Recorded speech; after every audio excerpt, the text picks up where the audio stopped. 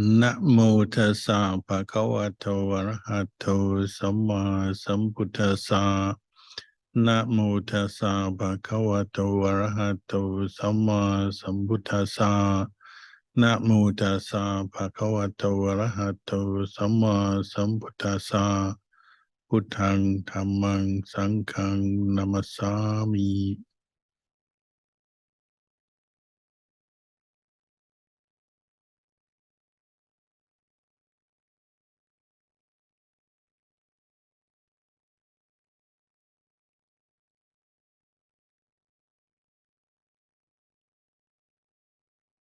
Blessings.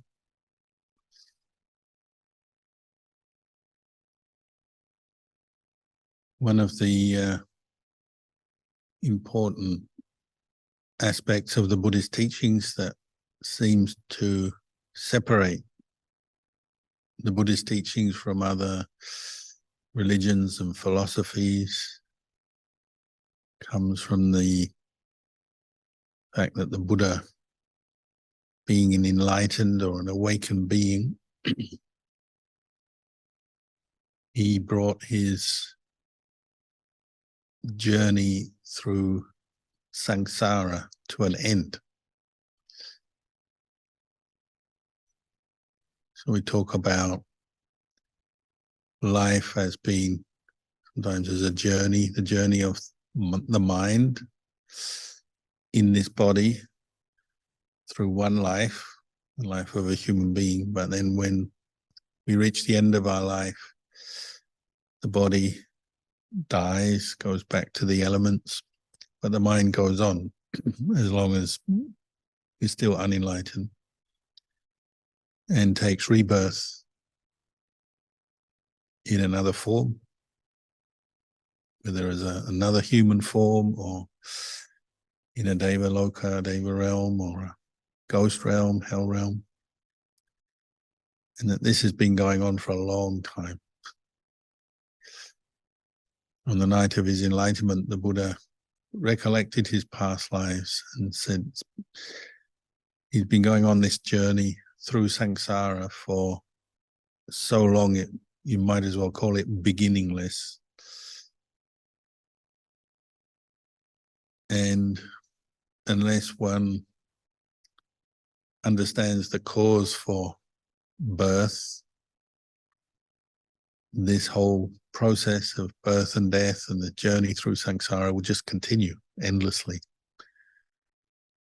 And so with birth and life, we know life is mixed up with a certain amount of suffering, sometimes more, sometimes less, but everyone will have to face some difficulty and suffering because it's the nature of a life. You know, we're sensitive beings and we experience both pleasure and pain.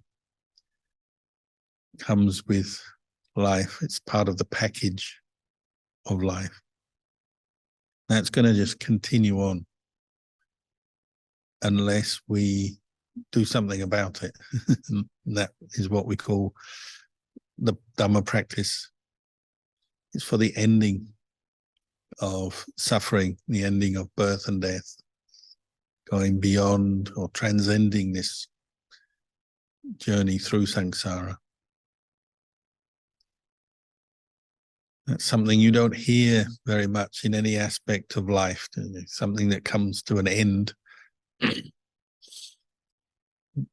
We often associate the end well with death. A lot of people in the world believe that when you die, that's the end of everything.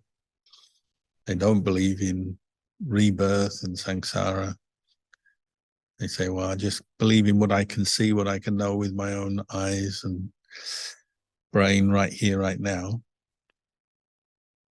So they have no experience yet of the afterlife, previous lives, future lives. So then they'll just say, when you die, that's it, finish. But the Buddha, in his wisdom, because his mind was well trained, said, no, it doesn't finish there. The body, the material side of our existence does finish.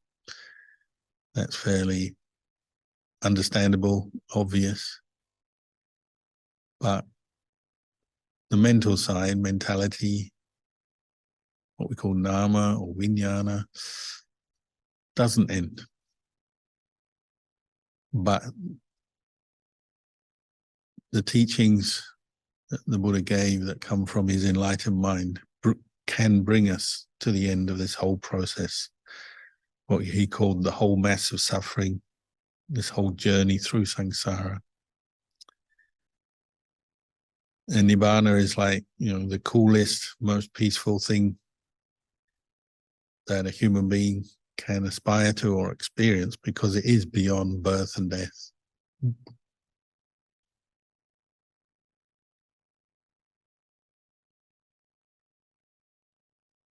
When I first went to Thailand and stayed way out in a very quiet, poor monastery near the Laotian border, the place was so poor, people still used ox carts.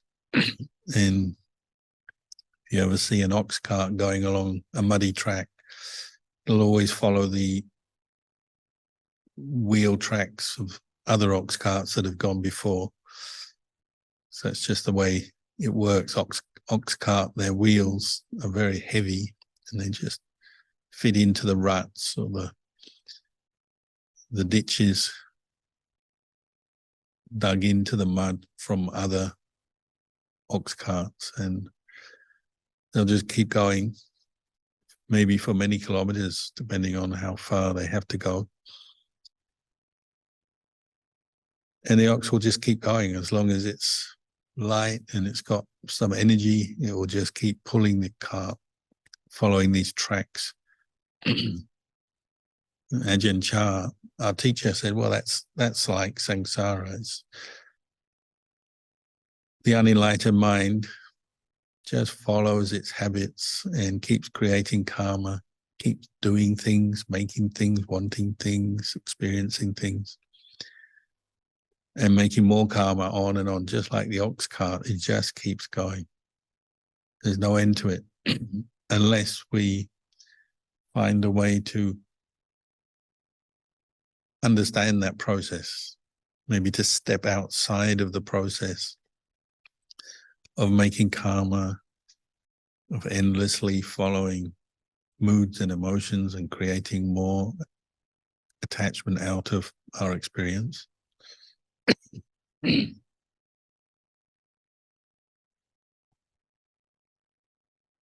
Unless we find a way out, we just keep on going like the ox cart all day long. So we go all life long, we keep making karma. But out of our good fortune, we've come in contact with the Buddhist teachings, have some faith in the Buddha and his teachings.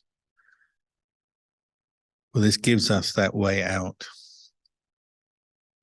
gives us a way to stop the ox cart, to stop the whole process of making karma, creating a sense of self in our experience, which is how making karma manifests, doesn't it? Sense of me, mine, myself, I am, I think, I want, which leads us to do things all the time.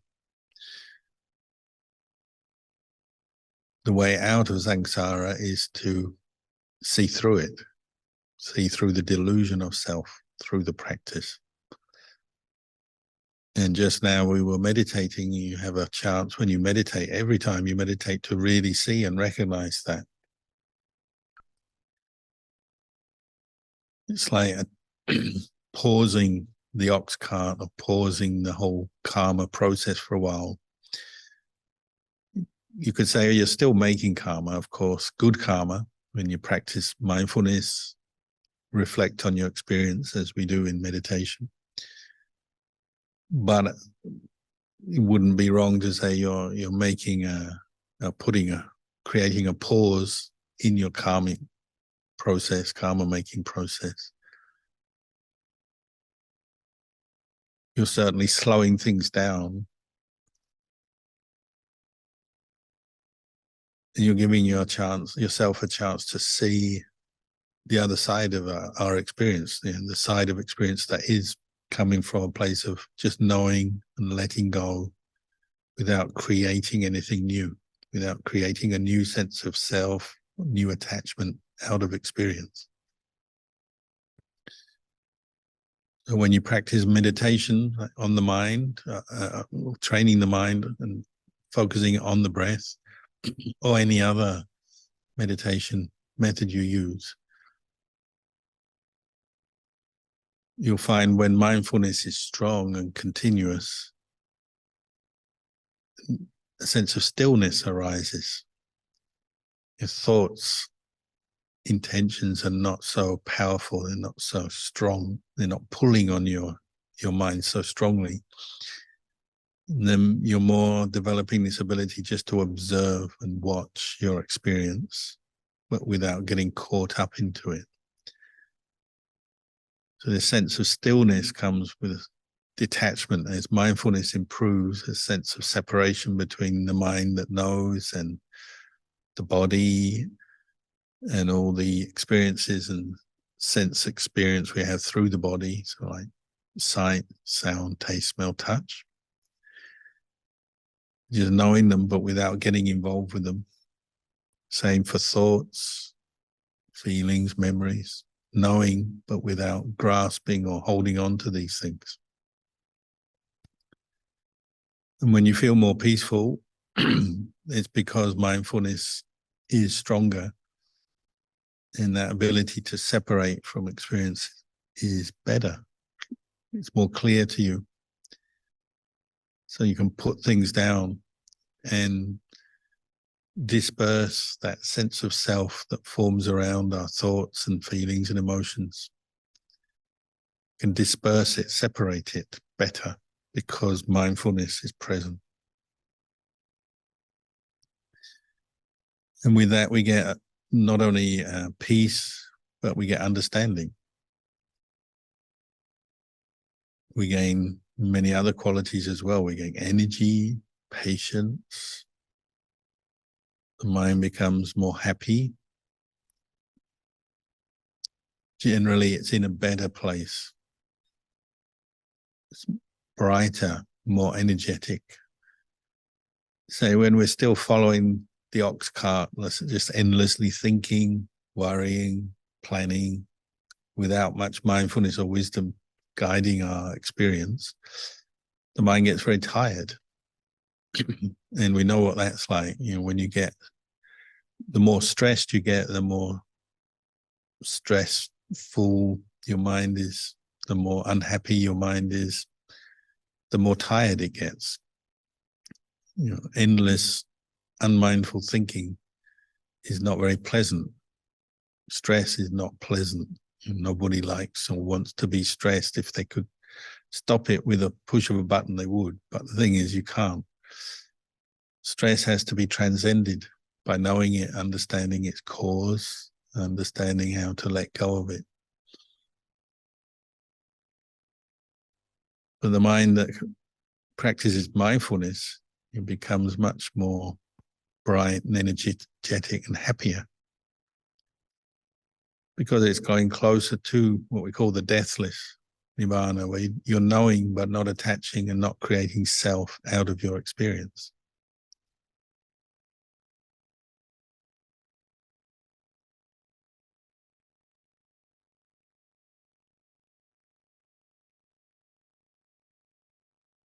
Really, all the Buddhist teachings, the techniques, the philosophy, the ideas, concepts, everything comes out of this training of the mind to know itself, to know the body, to know the mind from moment to moment with mindfulness.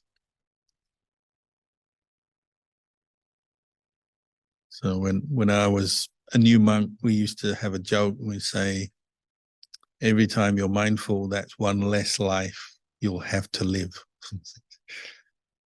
As we know, in the way the Buddha talked about the progress of the Buddhist path of mindfulness and insight, it's for the ending, the cutting off of this whole process of craving, attachment, becoming, birth. It's for reducing the number of future lives that we'll have to go through, the amount of future suffering that we'll have to go through. So every time you have a moment of mindfulness, it's like, oh, one less life that I'll have to live, which is seen as a good thing. Whether it's really a whole life or just chipping away at a life and, a little part of a life. By being more mindful, we're gradually eroding away the basis for birth through seeing attachment and becoming as the cause of birth, and seeing birth as a cause for suffering. As you become more mindful, more aware, more knowledgeable, then you don't want more suffering. So you naturally start to shy away from craving and attachment. Many moments of mindfulness, sooner or later it will have a cumulative effect, and it certainly will reduce the number of future births that you have to go through. So if you can remember your own birth, which most people can't, or if you can remember the birth of another person, maybe you've had a child, your own child, or somebody you've been somehow witnessing someone else's birth, or maybe the birth of an animal like a dog or a cat or a horse or something, you'll know that birth is painful. When I was a kid, I used to help on a farm and had to pull a baby calf out of the mother cow's womb, with everyone mooing and very messy and smelly, and everyone getting covered in slime and muck, and a lot of screaming and shouting going on. Birth can be a very unpleasant, painful experience. Of course, afterwards, everyone's very happy, elated, and then you forget all the pain and suffering. But basically, every moment of mindfulness moment of mindfulness is never wasted. It's never bad. It's going towards the reduction of every kind of possible future suffering. Birth is just the beginning. Followed on from birth, you got aging, sickness, and death, and anguish, despair, sadness, depression, etc., etc., etc. Every kind of suffering you can imagine is being reduced every time you have a moment of mindfulness. So the Buddha said it's a quality of great benefit. Upagara means benefit. So it's always amazing that people don't practice more mindfulness in life. If it's so beneficial and it's so good at both reducing your future suffering and helping you to abandon present moment suffering, why isn't everyone doing it? It just doesn't make sense, but that's the way of the world. That's the way of the unenlightened mind, and the world is full of unenlightened people, is that, they don't yet realize how much better off they would be if they practice mindfulness more. And the alternative is, the mind that is not mindful is the mind that is just following the ox cart, stuck in habits, old ways of thinking, reacting, greed, anger, delusion, defilements, and suffering. That's the alternative, but we don't realize.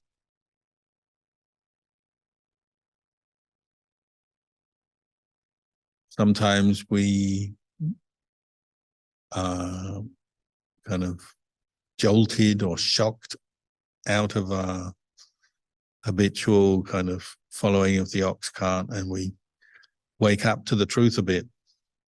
And sometimes when suffering is so extreme, it makes us really think that we should change our life, do something differently, or reflect more, or practice more mindfulness. But a lot of the time, we actually kind of get complacent, don't we? When things are going well, we attach to the happiness, the pleasures that we can obtain in daily life. And it makes the mind go to sleep. It's the opposite of the awakened state, which is nibbana, or the deathless. It's the unawakened state, the death, not nibbana. What's that like? Well, we have vague memories of it. Of course, when you're unawakened, you're with the dead as opposed to the deathless. You don't know it. That's the whole point. You're unawakened. You're not mindful. You're not aware. But we can maybe remember back to when we were unawakened in some previous experience and say, oh, that wasn't good. Lost again in my thoughts, my mood, angry, worried, obsessed, mild suffering, extreme suffering sometimes. Maybe we can think back and we see the downside of the unawakened state of mind. We can learn from that too. That's the fertilizer. As Ajahn Chah used to say, that's the cow dung that we put on the mango tree when we want good fruit. You have to use fertilizer, and fertilizer is always smelly and unpleasant. Well, we have to do that. We have to reflect back on those moments when we were not aware, not awake, and we created suffering for ourselves and sometimes for other people as well. And that may motivate us or wake us up, shock us into action. Oh, I must practice more. Listening to Dhamma can help as well. Listening to Dhamma is partly to remind us what we should be doing, what the practice is, pointing out the drawbacks, the disadvantages of not practicing. So listening to the Dhamma can help.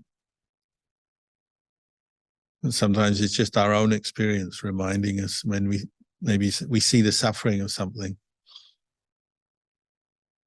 Often it's together, isn't it? You have some suffering and then you turn to the Dhamma to deal with that state of mind that's come up, that mood, that emotion.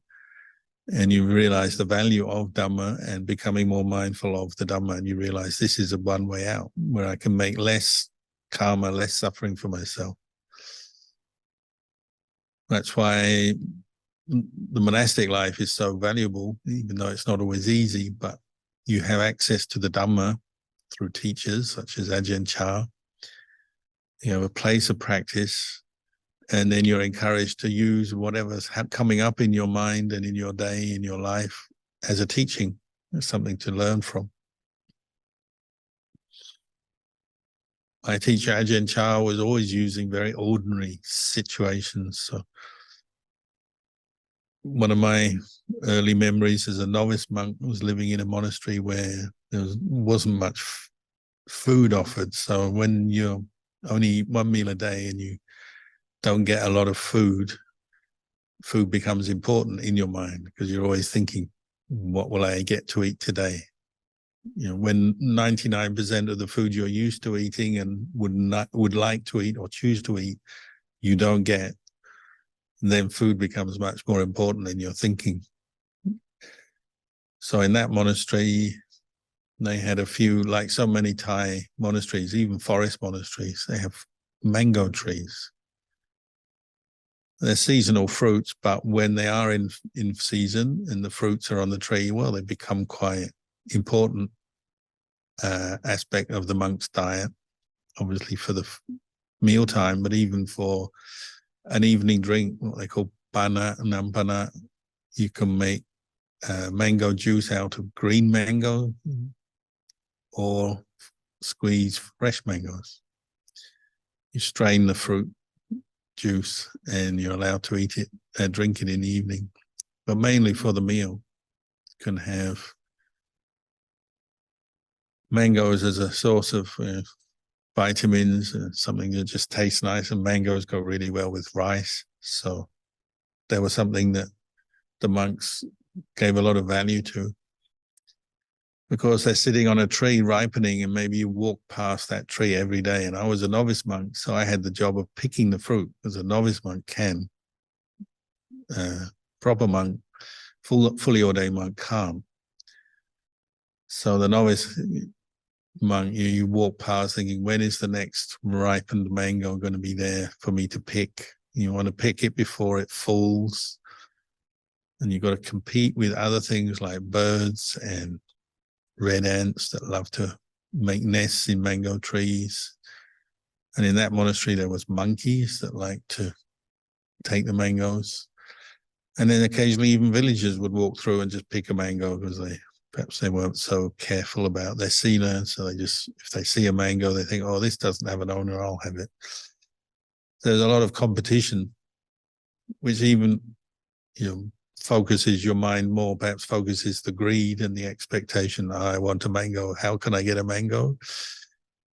This is attachment forming in the mind, isn't it? If you're practicing meditation every day, you might notice that as you become more mindful, you notice the eyes wandering to the mango. Is it ripe yet or not? How many ripe mangoes are there? Should I pick it today, but it might not be ripe yet? Or should I wait till tomorrow when it tastes better? One thing leads to another. And this is what the Buddha taught, dependent origination. One thing leads to another. There's the seeing, the interest. Maybe there's some pleasant feeling because of that interest. Then desire arises, attachment, expectation, and a plan is formed. Ajahn Chah used to say, well, maybe you're even born into that mango tree. You become so obsessed with it, fascinated by it, thinking so much about it, looking at it, smelling it even. When mangoes are ripe, you can smell them. Fearing that you won't get the mango, hoping that you will. Your whole life, or a whole part of your samsara, your journey through samsara may form around one mango or one mango tree.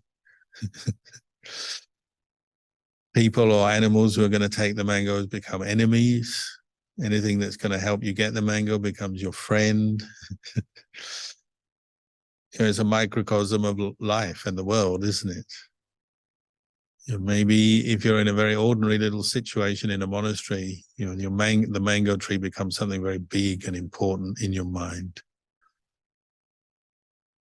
But by extension or addition, your mind can go out to the world and can want anything in this world, can't it? That's what greed does. Attachment could be the land, not just a mango tree, but the land it's on is something you want.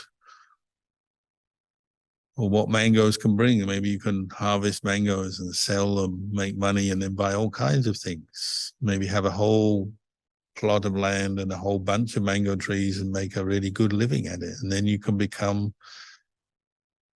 rich and famous and powerful. And then you can use your mango farm as a basis. And you can become, some kind of big businessman and go into some other form of business and then invest your money in financial system, or you can become a politician based on your mango orchard. This isn't so outlandish. There was a man I knew who had a lot of fruit orchards, became a politician in Thailand, and a very successful one, but also a very greedy one. That's what greed does. If you don't know how to stop the ox cart with a bit of mindfulness, then greed can take over your mind, and one mango can grow and manifest into wanting to own a whole country, maybe. Greed can take over the whole world. Literally, you can have greed for the whole world if you get to that point in your life. Can be just centered around one simple mango, but it can also be centered around the whole world. If you don't watch your mind, if you don't practice mindfulness. And it's not that, just because you get rich and powerful, maybe, that you don't have suffering. You do, but you just have the suffering of someone who's rich and powerful, as opposed to someone who has just one mango to look after. You may have the suffering of someone who wants a lot of property, land, wealth, power, influence, a whole country maybe, or a whole continent, or a whole company. Nowadays, the corporate world, maybe you have a company that takes over the whole world. There's no limit to it. No limit to attachment, greed, if it's unchecked by mindfulness and wisdom. So anyway, I was having those kind of reflections, just starting with a simple mango, because luckily I had a good teacher. I had Ajahn Chah who loved to give Dhamma talks about mangoes and mango trees. So it's kind of at the tip of my brain or my memory. So I was walking past a mango tree every day, noticing how I was attaching and expecting something from this mango tree, these mangoes, when are they going to ripen? How many will I get? You know, if I only get one mango and there's 3 monks and me, a novice, 4 of us living together, that means one mango divided into 4, less for me. If we get 2 mangoes, that's maybe half. If we can get 4 mangoes in one go, then everyone gets a mango. Whole lot of suffering. All that hope and expectation filling out the mind. And I could see when I'm not mindful, then I go back into mango creation, mango construction, mango sankhara. It can be quite a lot of suffering. So I learned a lot. And I listened to Ajahn Chah, and Ajahn Chah said, you know, one mango can just be seen as just nutrition.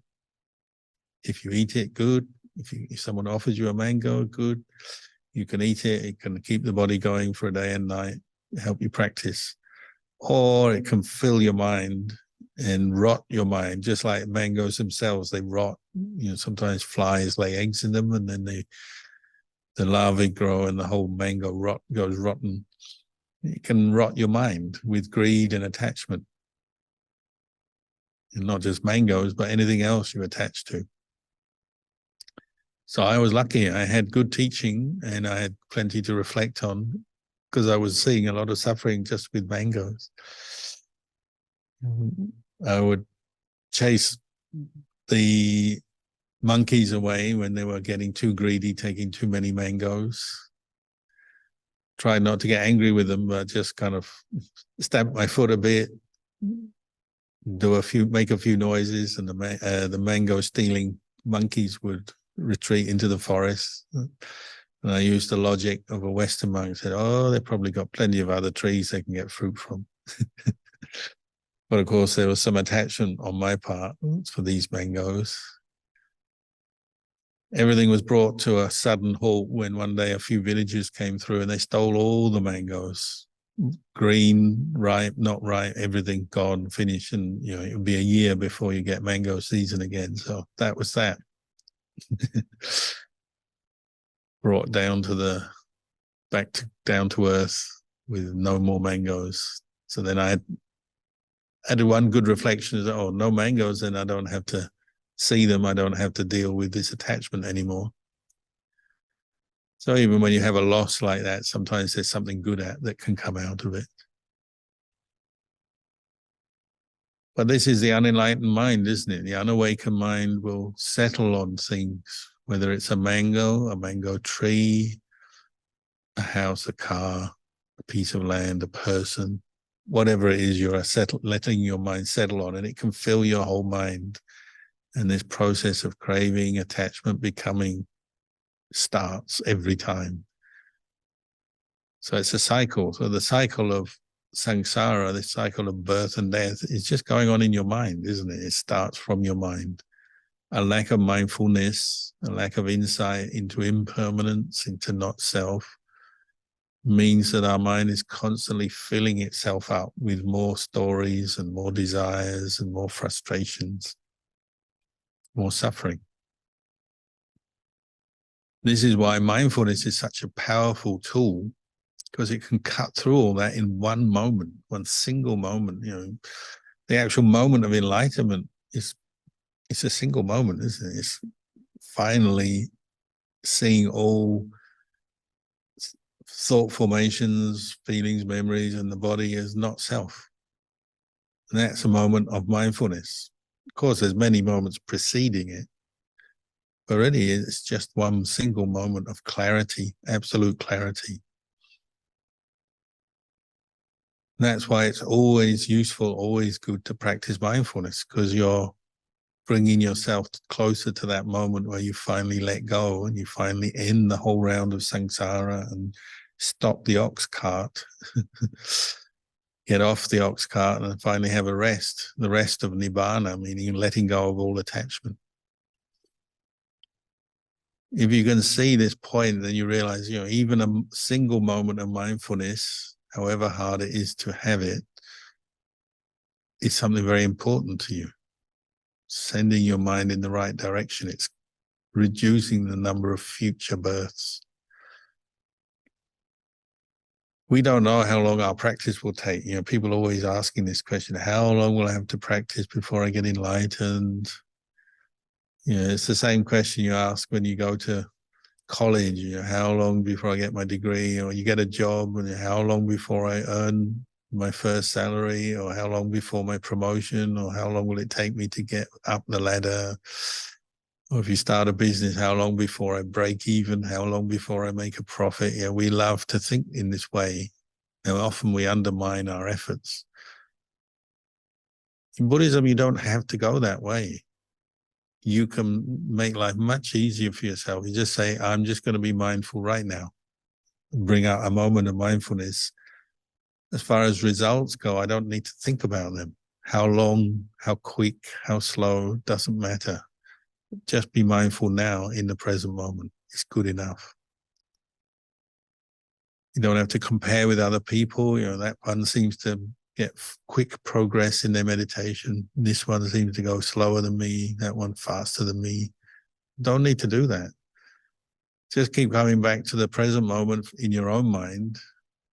Bring up the mindfulness right here, right now. That's your job. That's your task. When you're mindful, then you can know, is there greed or not? Is there anger or not? Is there delusion or not? That's all you really need to know.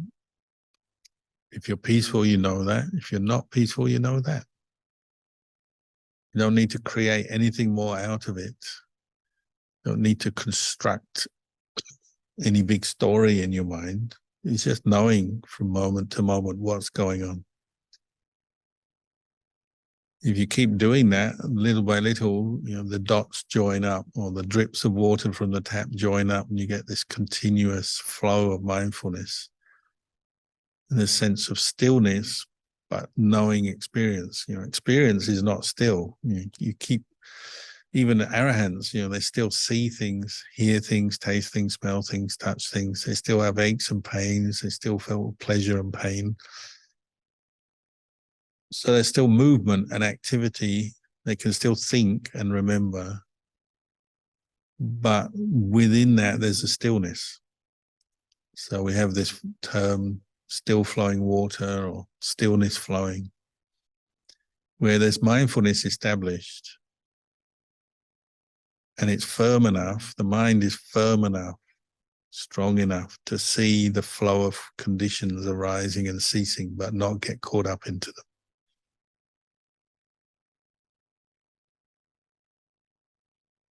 And I think we can all do that for some of the time.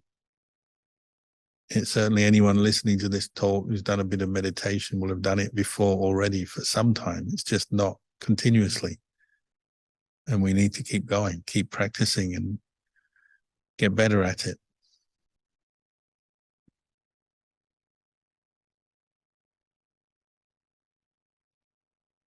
So this is one of the beauties of practicing the Dhamma. It's really something you just practice in the present moment. Am I mindful right now?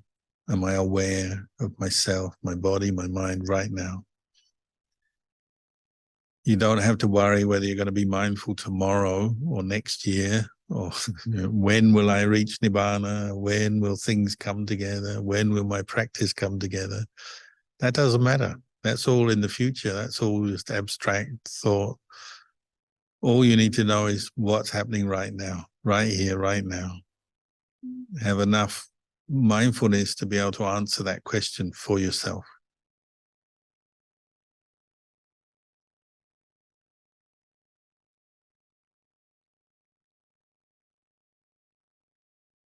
In the end, nobody knows when they're going to get enlightened. Even these amazing meditation masters like Ajahn Chah, or in the time of the Buddha, all the amazing monks, nobody could really predict how long it would take or when they're getting enlightened. They just did the practice because they understood that's what they had to do. That's what's needed. That's what's required. You know, the story of Venerable Ananda, the Buddha's assistant. You know, he was one of the last to get become enlightened. Even when the Buddha passed away, he still wasn't enlightened. He was very frustrated. So very similar to us, frustrated, not enlightened yet. He's a Sotapanna, so he'd already achieved much, but not enlightened yet. And he walked all night, meditated all night, tried his hardest after the Buddha died, still not enlightened. It's only when he gave up that very desire for enlightenment, lying down to have a rest, say, oh, I give up. That was actually what was required for him. It's not necessarily going to work for everyone, but for him, that was what was required. It's like that sense of, I just give up. And before his head hit the pillow, his mind converged and all his defilements were finally dropped. No more greed, anger, delusion. So mindfulness was well established at that moment. That's the fruits of all the previous practice he'd done. But there's no way he could have predicted that. You know, whether we always joke, we say we don't know whether Ananda was enlightened in the standing posture, the sitting posture, the lying down posture. It was neither. It was halfway between sitting and head on the pillow. One of the unusual, more unusual enlightenment postures.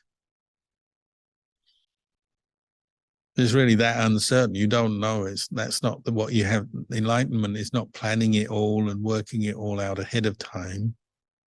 Enlightenment comes from establishing mindfulness in this present moment, knowing yourself right here, right now, and letting go of any attachment that you see coming up. So if you're walking past a mango tree, which is unlikely in Melbourne, but maybe in other parts of the world, maybe. You're walking past a mango tree and you notice your mind dwelling on it. There's some craving and attachment to let go of there. Ajahn Chah himself had this one. He was traveling and he was in a monastery where there were some mango trees and they were coming into season. And a group of villagers came by and they said, can we have permission to pick the mangoes? So at least they asked permission. But Ajahn Chah at that point was really contemplating very deeply on the nature of conventional reality. You know, what is self, what is not, what belongs to us, what doesn't, what is ultimate truth, what is conventional truth. So he couldn't answer them. He couldn't say, yes, you can have the mangoes because they belong to me. Or he couldn't say, no, you can't have the mangoes. He just had to kind of prevaricate and keep his mind in the middle. So, you know, the mangoes don't belong to me. They don't not belong to me. It's up to you. Basically, he wasn't letting his mind get involved, so he couldn't answer the question.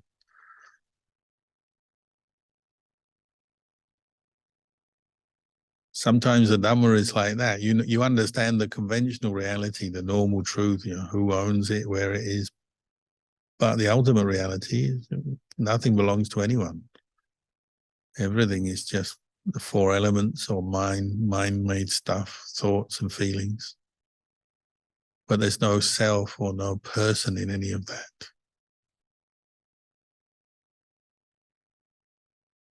And sometimes meditators, they sit for so long that they end up with muscle pain and bone problems and muscle problems and so on, because they've seen that all of this is not self. Sometimes you have to practice like that. You have to walk meditations and you're really tired. Sit meditations, you're really tired and all your bones ache. And one monk who sat for so long without moving, he ended up with all kinds of sores on his backside. But he actually said he saw the Dhamma that way. Or some monks, they walked back and forth to the point where they didn't let go of all attachment to their body. You know, when you're practicing and you get absorbed into the practice, and you're just practicing mindfulness, These things don't matter. The convention of, oh, my health, worrying about the future and what's going to happen, all of that, you let go of that when you're ready. Same with illness. Like, Ajahn Chah got malaria. He didn't rush to the doctor. He just meditated through it. Many monks have practiced like that. They've had some illness come up, injury, illness, and they just meditate through it. It's not because they're reckless or they don't care, but they're just focused on the Dhamma, seeing feeling as just feeling, thought as just thought, seeing through to the not self of experience. This is how you actually go beyond samsara. If you're always trying to control everything, know how much effort you need to put in, when you're going to get enlightened, trying to sort of do everything the comfortable, controlled way, well, you're back in the world again. That's how the world is, isn't it? The packaged way to Nibbana. Go to the shop and get the package with the instructions and do everything in a very nice, controlled way. Doesn't always work like that. But as long as you're mindful in the present moment, that's a good start.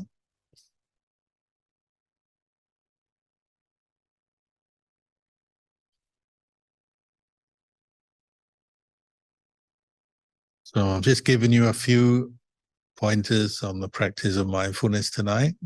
Maybe I'll leave the talk there, and if there's any questions, we can answer them afterwards. Handamayang Dhammakataya Sadhu Karang Dadamase Sadhu Sadhu Sadhu Anumodami